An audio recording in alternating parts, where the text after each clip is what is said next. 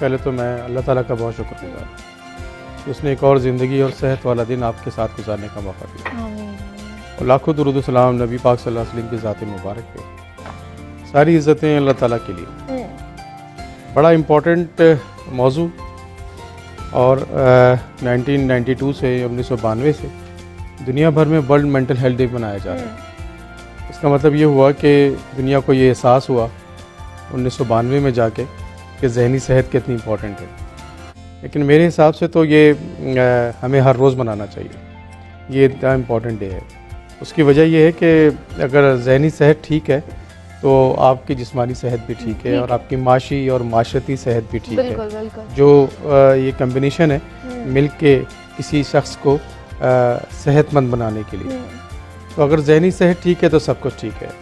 اچھا، یہ کہا یہ جاتا ہے کہ یہ گھر گھر کی کہانی ہے ذہنی امراض، لیکن میں اس سے بھی اگلی بات کہتا ہوں، اور ہمیشہ اس پہ ایمفیسائز بھی کرتا ہوں اس بات کے لیے کہ یہ ہر شخص کی کہانی ہے۔ اس کی وجہ یہ ہے کہ جس کے پاس دماغ ہے اس کو دماغ کی بیماری ہو سکتی ہے۔ بالکل ایسے ہی۔ تو اس بات کو سب لوگ جو ٹی وی پروگرام آج دیکھ رہے ہیں وہ سمجھ لیں کہ جس کے پاس دماغ ہے اس کو دماغ کی بیماری ہو سکتی ہے۔ تو آج کے بعد آپ نے کسی کو پاگل نہیں کہنا، کیونکہ اتنے ہی چانسز آپ کو بھی ہیں۔ بالکل ایسے ہی ہے۔ ایک تو پہلی امپورٹنٹ بات ہوگی۔ دوسری امپورٹنٹ بات ہوگی کہ ہم نے اس کی دیکھیں، اس وقت پوری دنیا جو ہے نا وہ جوجھ رہی ہے ذہنی امراض کے مسائل سے، اور آپ نے اسٹیٹسٹکس بتائی ہے، ڈیٹیل میں بہت ڈسکس کی ہے، اپنے انٹرو میں بھی بتایا ہے ساری امپورٹنٹ بات کو۔ اس وقت ہر 4 میں سے ایک آدمی تقریباً جو اس کو ذہنی امراض سے جوجھ رہا ہے، مبتلا ہے دنیا بھر میں۔ تو پاکستان کی اگر آبادی 23 کروڑ ہے تو کوئی 6-7 کروڑ لوگ یہاں پہ بھی افیکٹڈ ہیں۔ اور آپ یہ سمجھیں کہ خدا نخواستہ کسی کے گھر میں اگر کوئی سائیکیٹری کا مرض ہے، اور خدا نخواستہ اس میں نشے کی بیماری بھی شامل ہے اگر ہے، تو اگر گھر کے سارے لوگ پھر افیکٹڈ ہو جاتے ہیں تو پھر یہ تو بہت زیادہ پاپولیشن بن جاتی ہے۔ اچھا، 2 بڑی بدقسمتیاں پاکستان کے حوالے سے میں آپ کو ڈسکس کروں۔ ایک تو آج بھی 1500 سال گزرنے کے بعد نبی پاک صلی اللہ علیہ وسلم کے حکم آنے کے باوجود ہم وہی جادو ٹونے اور جعلی کاموں میں لگے ہیں۔ تو ہر تعویذ نظر کا لگ جانا اور جادو کا ہو جانا، ہر گھر کے ہر آدمی ڈسکس کرتا ہے اس موضوع پہ، جبکہ اگر ہم اس سے بچ جائیں تو بہت زیادہ مسائل میں۔ دوسرا، اب بھی ہمارے لیے پرائرٹی جو ہے نا وہ ذہنی صحت نہیں ہے، جبھی پوری دنیا میں آج کا جو تھیم ہے وہ ذہنی صحت کو ترجیح دینے کے لیے بات کی جا رہی ہے۔ ذہنی صحت کو اگر ترجیح دیں گے تو باقی صحت بھی ٹھیک رہے گی۔ یہ پوری دنیا کا ہے، اس میں امریکہ، انگلینڈ، اب سب لوگ شامل ہیں، کہ جہاں پہ ساس بہو کی لڑائی نہیں ہوتی، جہاں پہ نند بھاوج کی کوئی لڑائی نہیں ہوتی، جہاں پہ طلاقوں کے مسئلے نہیں، شادی بہت کم ہوتی ہیں، اور وہاں بچوں کی شادی اور پڑھائی پہ زیادہ ان کا سب سسٹم ایک بنا ہوا ہے، وہاں پہ بھی اس کو کہتے ہیں کہ ترجیح دیں، اس بارے میں بات کریں۔ اچھا، ہم جو ہے نا ساری صحت کے بارے میں تو بات کرتے ہیں، ہر قسم کے مسائل کے، اور سب سے زیادہ ہم جو ڈسکس کرتے ہیں سیاست کو ڈسکس کرتے ہیں، لیکن جس کے سب سے زیادہ میں سمجھتا ہوں ترجیح دینی چاہیے، ڈسکس کرنا چاہیے، وہ ہماری ذہنی صحت ہے، اور مینٹل ہیلتھ کو ہم اوائڈ کرتے ہیں۔ لیکن ہم اس کو ٹیبو سمجھتے ہیں ڈاکٹر صاحب، کہ ہم کسی سے بات کریں گے، اچھا ہم دماغی طور پر تھوڑا پریشان ہیں، یہ ڈپریشن، انزائٹی کا شکار ہیں، تو لوگ کیا سوچیں گے؟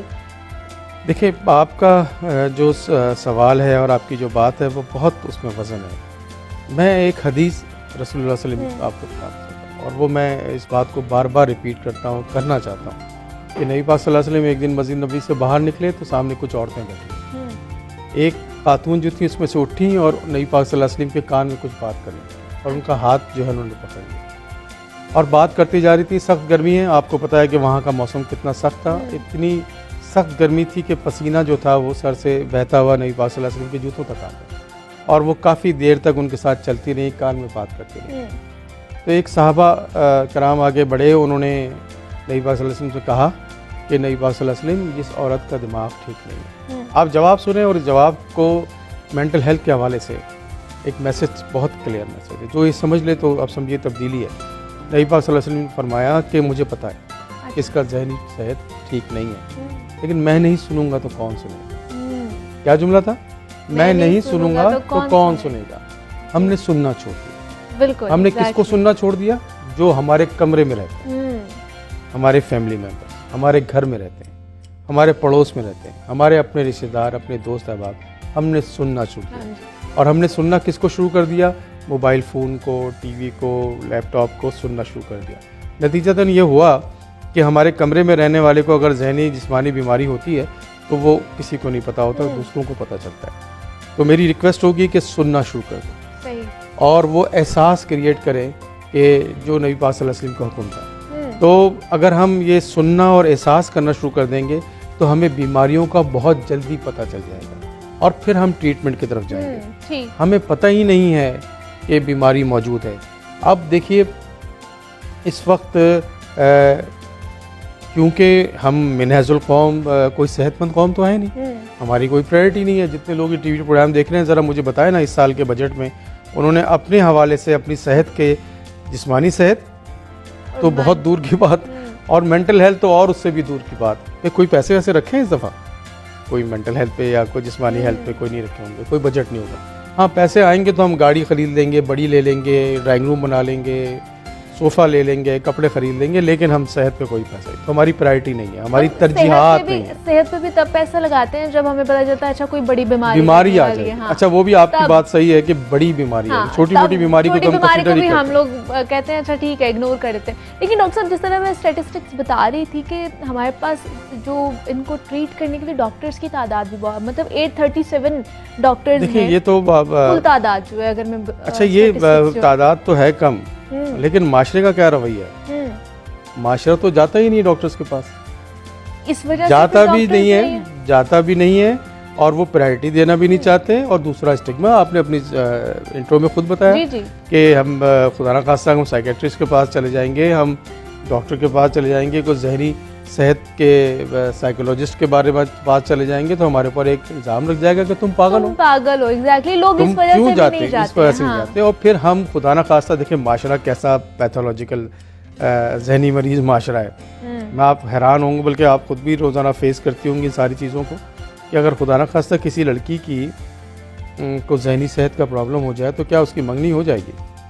اچھا خدا نہ خواستہ اس کی شادی ہو جائے تو کیا شادی رہے گی؟ کہا کہ ہمیں پاگل دے دی ہے نا، یہ جملہ ہے. کسی کے گھر میں اگر کوئی سائیکیٹری کا مریض ہے، کوئی نشے کا مریض ہے، کوئی اسپیشل بچہ ہے، آپ یقین کریں کیونکہ ہم نے لاسٹ ایئر، کیونکہ فاؤنٹین ہاؤس اس وقت ساؤتھ ایشیا کا سب سے بڑا ادارہ ہے جو لوگوں کی مدد سے چلتا ہے، ہم نے 44,000 پیشنٹ چیک کیے تھے. تو ہم نے معلوم یہ کیا تو پتہ یہ چلا کہ جو گھر میں کسی کی ذہنی بیماری ہے موجود، شادیوں میں نہیں جاتا.